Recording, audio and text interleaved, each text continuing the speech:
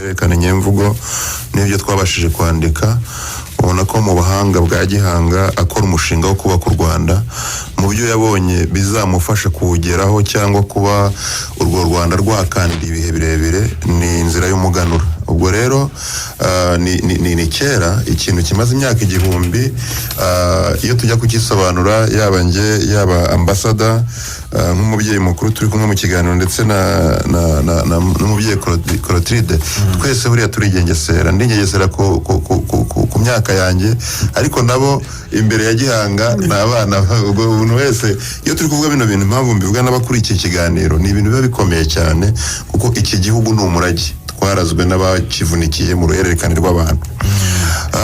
Umuganura rero ninjya kuwusobanura ko nshaka kuwusobanura mu buryo mu gihe gito kugira ngo narabonye turi kumwe zimfashe, ariko ndashaka kubisobanura mu buryo butatu. Ndashaka kuvuga inzira y'umuganura, nkavuga umuganura, nkavuga n'umunsi w'umuganura, kuko buriya ni ibintu bitatu byafasha umuntu kumva umuganura. Umuganura, inzira y'umuganura irimo ibintu byinshi cyane, ariko kugira ngo umwana w'imyaka 10, 20 cyangwa se umuntu w'imyaka 50 ubyumvise bwa mbere atwumve yakura mu iki.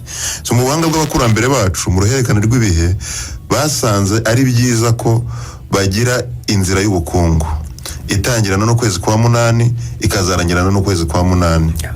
Umwami w'u Rwanda yakoraga ibintu byinshi, ariko ndavugamo bibiri bikomeye. Icya mbere yatangaga imbuto, ariko imbuto, iyo tuvuze imbuto hano abantu bashobora kumva amasaka gusa, ariko buriya ngewe bampora iki ugenda gutya, ntunzwe n'ibintu bibiri.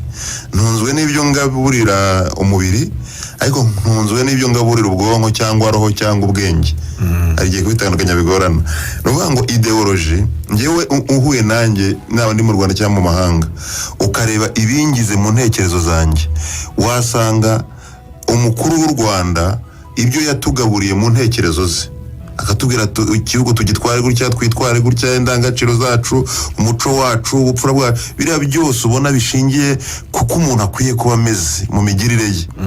Umwami w'u Rwanda yabiganuzaga rubanda, imigirire ye n'imigambi afite ku gihugu, iy'ibifatika n'iy'ibidafatika, rubanda rukagenda rwisanisha nabyo bakabiganuzwa.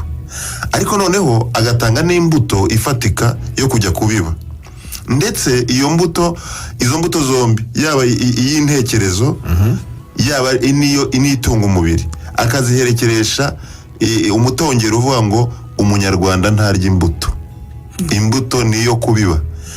Yaba ideology, nuvuga ngo ngewe ambasada, nge mpura na ambasada bwa mbere turi kumwe mu kiganiro, uko namusanze ntabwo byari biri kure y'umutware yari afite umutwaye icyo gihe, umutware w'u Rwanda. Iyo umwana hageze rero agasanga imyitwarire yacu buriya tuyimuganuza tutanavuze, atangira kwifata uko twifashe, uko adusanze. Imbuto asanze zeze nizo afungura. Iyo umwana ageze mu muryango imbuto barayiriye, arwara bwake mu buryo bw'umubiri, akarwara na bwake mu buryo bw'intekerezo, kuko ya mbuto yavuye ku mukuru w'u Rwanda cyangwa ku mwami w'u Rwanda icyo gihe, ubwo twayibujije kugera ku babyiruka, yaba mu buryo bufatika no mu buryo bw'intekerezo. Inzira y'umuganura ni inzira ndende, irimo ibintu byinshi cyane, ariko irimo ikintu kibwira umunyarwanda ngo wowe nta nubwo itandukana n'imihigo. Uri umunyarwanda yagiraga imihigo, avuga ngo ngewe u Rwanda nyuma y'umwaka ndi muri iyi nzira y'ubukungu, u Rwanda nzaruganuza iki ngiki, akagira umuhigo kuzaganuza u Rwanda. Undi akavuga ngo ningira amahirwe imvura ntibe nyinshi n'izuba ntibe ryinshi bikaringanira nkeza, nzashimira u Rwanda ko rwampaye ikirere kizima. Ariko akaba yanavuga ati nihagira umuturage urumbya, nanjye uko umwami wanjye yampanuye nzamuganuza. Nuvuga ngo habagaho kuganuzwa, ariko noneho ubwo ndi kuvuga inzira y'umuganura. Mu ncamake baraza kunyunganira. Umuganura rero ya nzira abantu bagenze mu mpano zabo zitandukanye. Twibuka ko kera bitangira wasangaga abanyarwanda borora, bahinga, barinda igihugu. Ugasanga abahinzi bazaganuza u Rwanda umwero, aborozi bazaganuza u Rwanda umukamo, abarinzi b'igihugu bazakiganuza umutekano. Ubwo niba hari n'ibindi, ariko ibyo byari ibintu binini cyane bikomeye.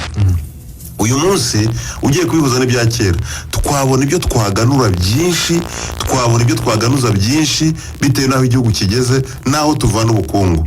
inzira y'ubukungu ntikiri mu buhinzi n'ubworozi gusa. Noneho twagize inganda, twagize byinshi, abana bacu bafite ubuhanga bwinshi bashobora gushingiraho bakavuga bati nanjye umwaka nushira nzaganuza u Rwanda iki ngiki.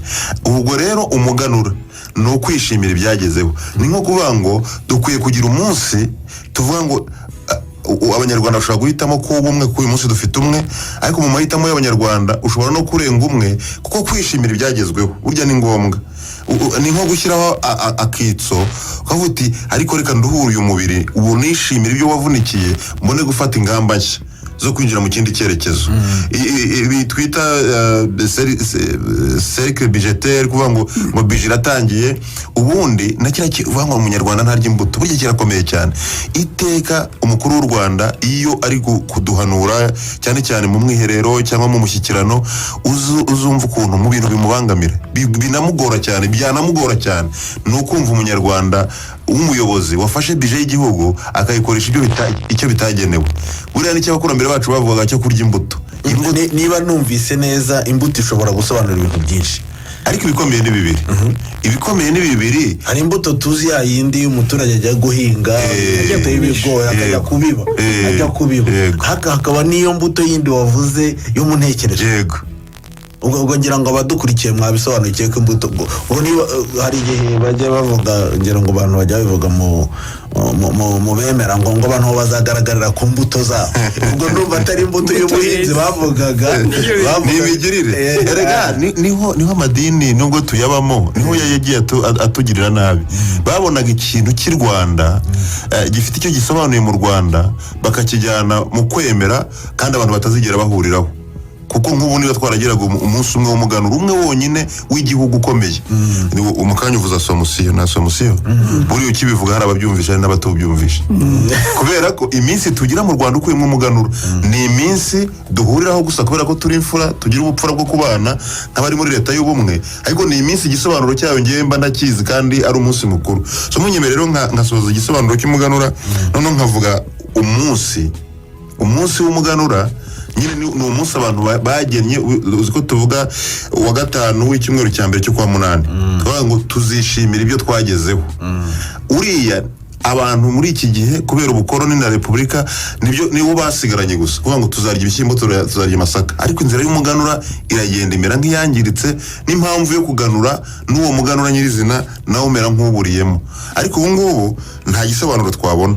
Ababyeyi barahari, leta yahaye inshingano minisiteri y'urubyiruko n'umuco ndetse n'ikigo cy'inteko y'umuco kugira ngo dutekereze uko umunsi abakurambere bacu baturaze w'indashyikirwa witwa umuganura waba koko umunsi aho umuco utera inkunga ubukungu mu cyerekezo twerekeyemo, umuganura ukagira umumaro